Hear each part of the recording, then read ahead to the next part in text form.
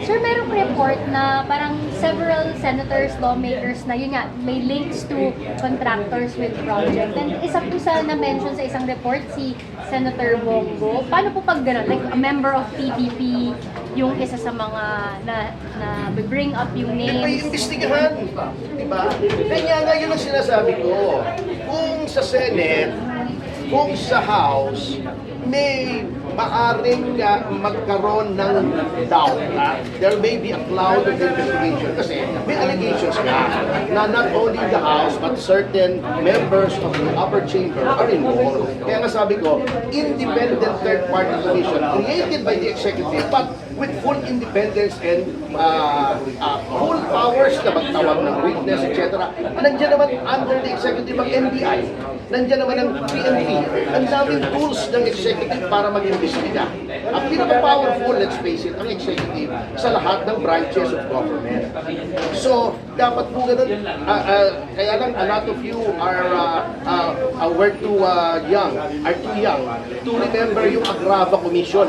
Yun kahit noong panahon ni Marcos Sr., nung pinatay si Ninoy and they wanted to see who was responsible, siyempre hindi pwede yung then batasang pambansa. Sinasabi nila, kontrolado ni Marcos Sr. Nagkaroon ng isang independent commission headed by a retired justice of the Court of Appeals na magandang reputasyon. Yan nga si Corazon Agrava. So yun po ang ginawa at naging credible po at naituro mismo yung Chief of Staff at pinsan ni Marcos na si General Fabian Ver na may kasalanan doon sa pagpatay kay Ninoy Aquino at mga nakulong itong mga sundalo na directly involved. So dapat po ganoon. Yun pinsan ng Pangulo. Siguro naman kahit pinsan ng Pangulong incumbent ang ituro nitong komisyon na to, action siya. That is what I mean. For all his faults, si Marcos Sr. was a decisive leader. Ewan ko lang yung anak, pati nagmana. Thank you, sir. Malalaipin daw ni Bongbong yung ginagawa niyo.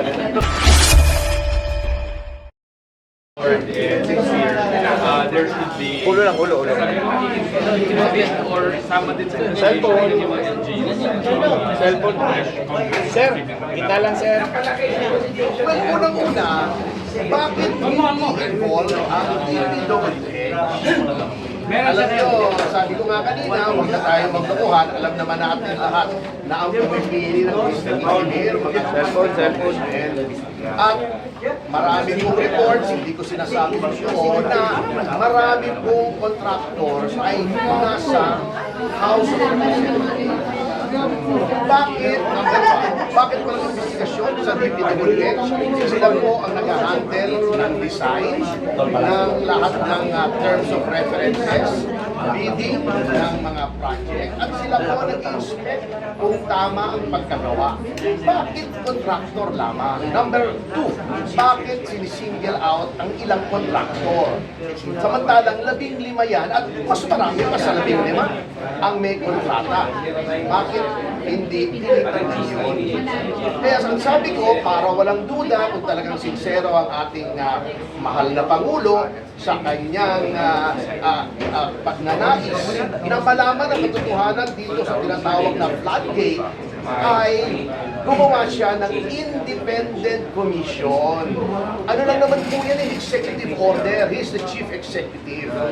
At ang aming nga pong pinapakiusap kay Pangulo, ilagay po natin ang isang taong katulad ni Mayor Benji Magalong na subok na po ang integridad, ang pagiging impartial, ang pagiging unprejudiced at bukod sa lahat, ang pagiging matapang.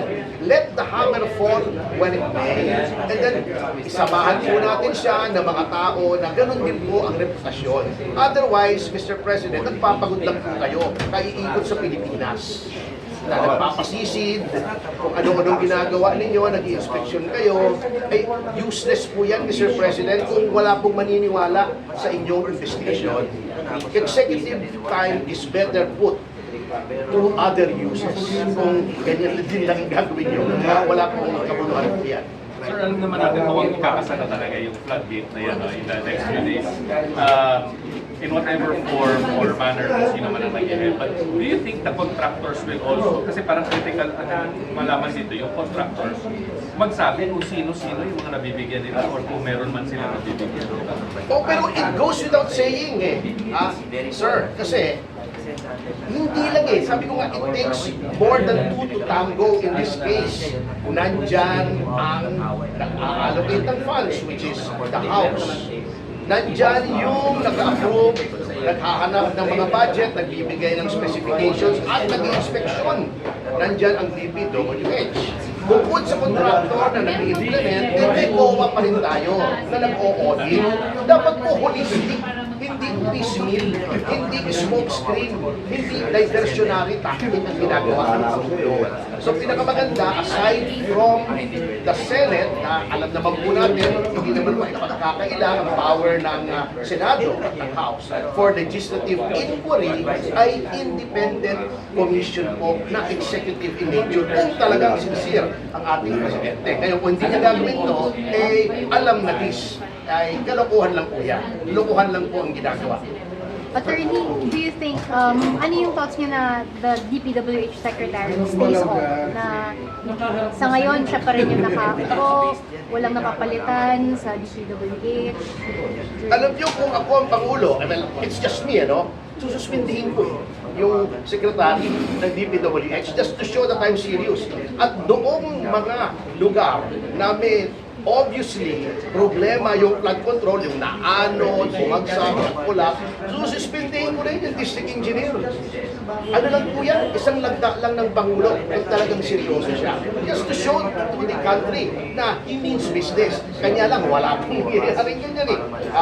Ipapapaliwanag nyo yung DPWH Secretary. Yung DPWH nga po ang malaki ang role dito sa mga flood control projects na ito. I mean, ang akin po, why single out the contractors? Ano naman po yan? Open secret naman kung anong kalakaran dyan. So, lahat po yan may involvement. So, tignan po natin lahat. Hindi lang, para hindi lang moro-moro po ito. Pero yung pinuntahan niya Yes, oo. All of these people, the Secretary of the DPWH, are all members of the cabinet. Under the control of the President, they are in the President's strictest confidence. They serve at the pleasure of the President. Mga alter ego po yan. Lalo na yung mga district engineers, under lang yan ng Secretary. So, what's stopping the President? Kung talagang gusto niya, kung talagang seryoso siya, if he wants to exhibit strong leadership. Hindi po. I have no involvement with the Discayas. Sir, but do you plan to be a legal counsel of any of the contractors? Hindi po. Kasi kami nagpapatawag na imbestigahan. That would be a clear conflict of interest. Ang PDP po, ayaw naming mapoliticize yung issue.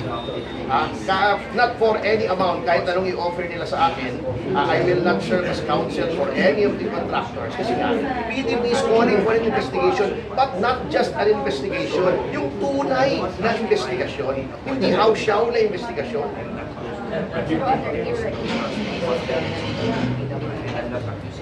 Sana kasi talaga namang command responsibility yan di ba? Oo. Di ba, sabi ni, di ba, masyadong gastado na yung term na Caesar's wife, di ba? Caesar's wife must be above reproach. So kung there is even a whiff of scandal, and ito hindi lang whiff aalingasaw nga dapat a strong action must be taken. Diba? Sabi nga nila grandes males, grandes remedios.